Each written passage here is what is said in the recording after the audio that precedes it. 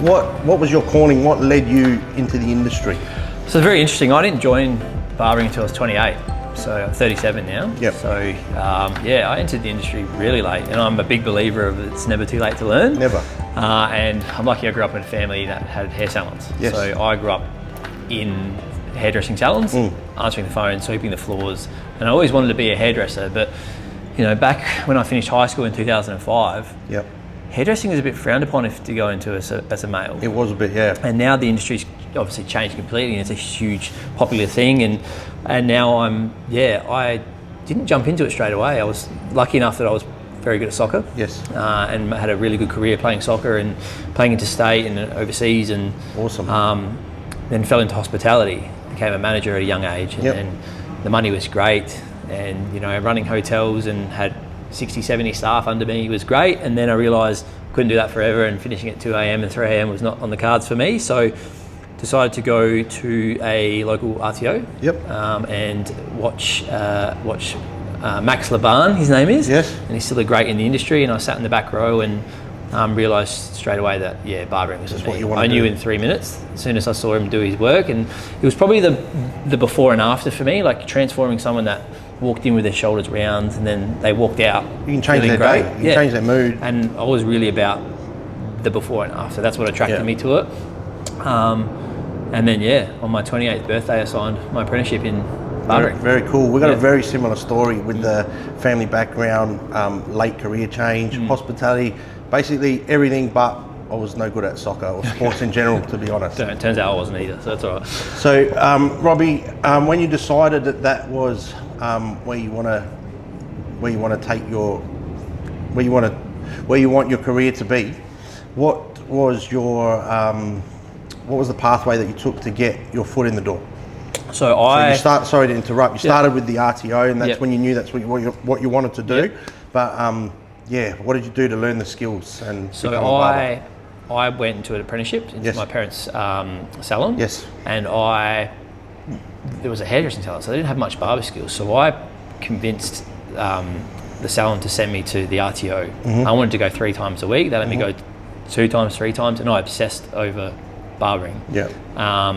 And as much as I could get into the RTO, the better for me, because I learnt more in the RTO in one day than I would in a month in the salon. So I was in the RTO as much as I could, and then I built up the skills over 6 months, and then started to put that into the salon and be on the floor and actually start trading and turning over money. Yeah. But I obsessed over it. So every barber that I knew, I would hit them up to go to their salons on my own time and train after hours. And you know, I'd ring you up and go, "Hey Rob, can you train me on Friday night how to fade?" Cool, bring in a client and do it. And I obsessed over it for about 18 months. And my skills went from never picking up a pair of clippers to literally opening a shop within 2 years. Well, my next 2 questions, and I already have my opinion on them.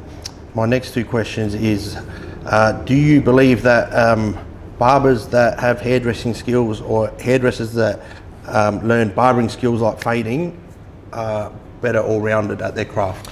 I know my answer to these 2 questions, but I'd like to hear your opinion on it. My answer is, I believe a hairdresser becomes a great barber, a very, very good barber. Yes. So I have some fantastic barbers in my business that have only done a certificate 3 in barbering, but the ones that have transferred across from hairdressing have a huge range of skills. Yeah, it's the scissor work and things like that. Any haircut that walks in, they can do. And you know, it's not just fades anymore. No. You know, I could pull a report, and I reckon 30% of my clientele is fades. And then there's about 20 or 30%, which is longer hair, medium length hair.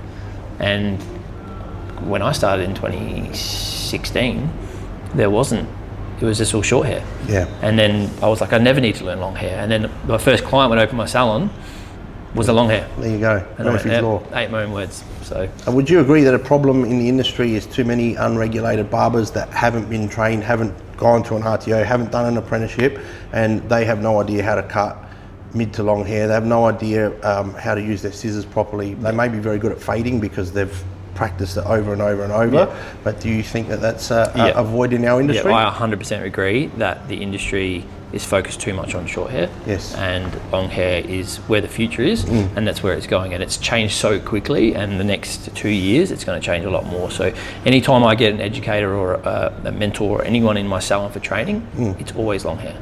My staff are fantastic at clipper work, and better than me, and always will be better than me. But when it comes to long hair stuff, that's where they need to understand that every hair is different. We can colour, we can increase layer, we can skin fade, we can beard trim, cut we gels, cut long. Yeah. So you open up your clientele to everything. That's right. You don't just focus on short haircuts.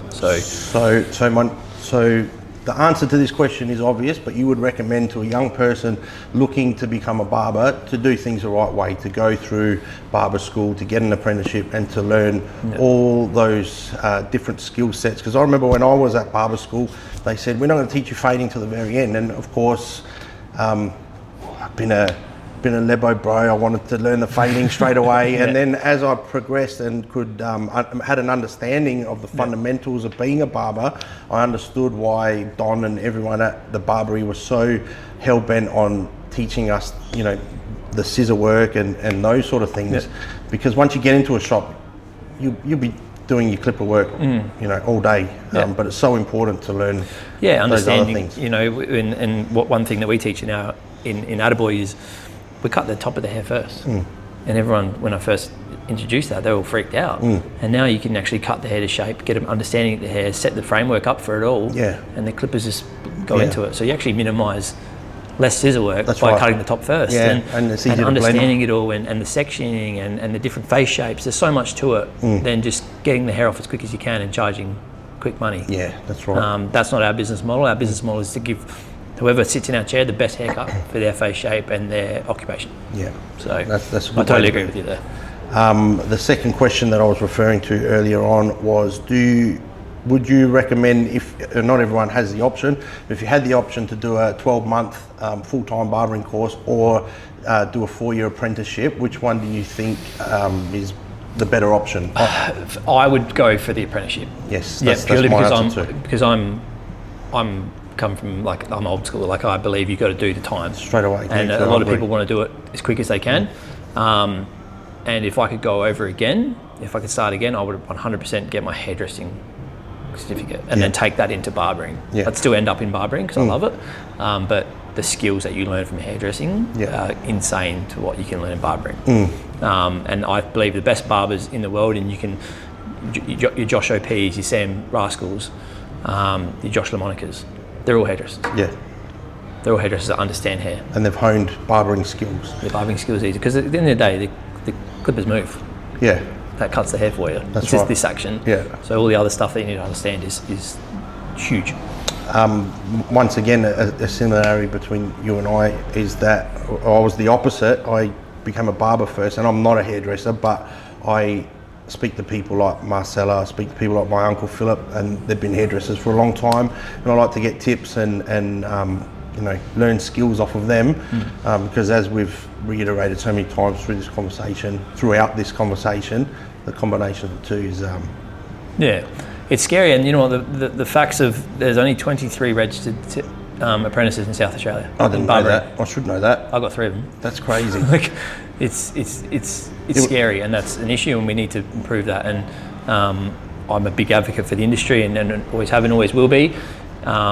It's a beautiful industry. It can take you anywhere in the world. It's taken me to many countries, and I get paid to fly around and teach and cut. And I didn't know that I would be on a super yacht in Monaco for the Grand Prix cutting hair. How good's that? Or in the pit lane in Melbourne cutting Valtteri Bottas's hair and stuff like that. There's this, we had Zac Efron in our salon. Had Chris Gale, the West Indians cricketer, in here. Who's the lad that you did the beer Bottas reel with? Went viral. That was a good one. Yeah, we've done heaps. You can we do Travis Head, the Australian cricketer. You can go anywhere in the world and do this job if you've got the right skills. Yeah, and that's the thing. Getting into the hair industry, you can. There's so many different roads that you can take. If you want to just work for someone, work 5 days a week, and cut all day, repetitive repetitive learning and get to know the basic haircuts, you can make a living off that.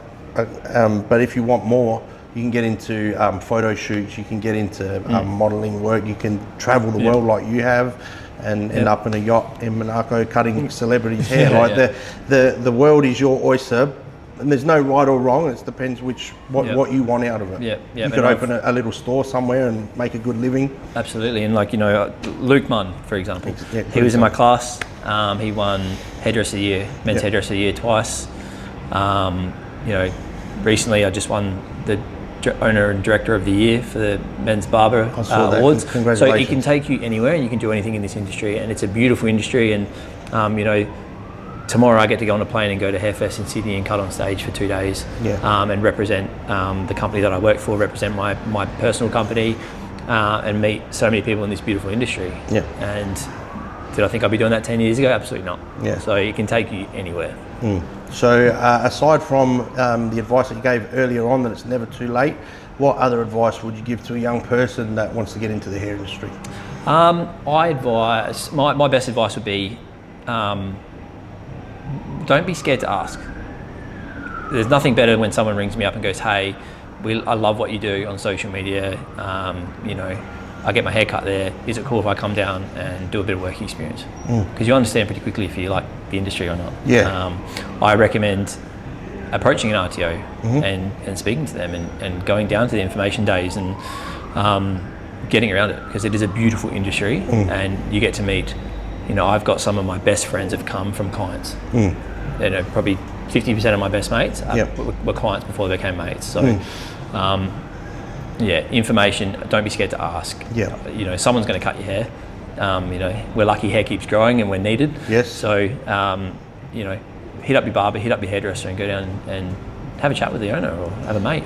I've only just met you, and this is the first time I've been to your awesome establishment, but I can tell that you and I have a similar sort of way of doing things, where I like to say I haven't built a clientele base, I've built a community. Like my shop is a place, even my clients come when they don't need a haircut, just to say what's up, see if the NBA is on, hang out for a bit, and I can tell that you have a similar sort of vibe here. Well, in Attaboy, and I've said it since day one, Attaboy is everything but the haircut. And then the staff look at me and go, what do you mean? It's only about the haircut. The haircut's that's the easy part. That's easy, because if you get everything else right, your social media, your quality of life, all that stuff there is the hardest stuff to do. Manage, grow a clientele. The Attaboy is everything but the haircut. The clients walk in and they feel at home and they feel welcome and they don't feel overwhelmed.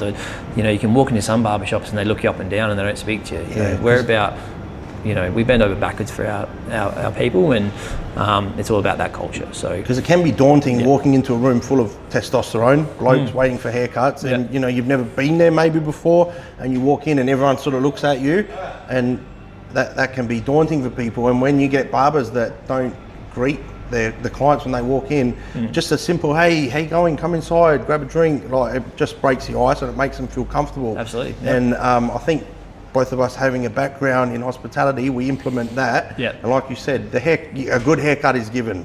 Well, in our stores, it's a given, right? And that hospitality is something that comes natural. And that's one thing you can do. You can be the best barber in the world, but you might not have a full chair. We're not saying we're the best, but we have a great culture, and we love our staff and we love our clients, and at the end of the day, that's what we're trying to build. We're not trying to build the money side of the business will come.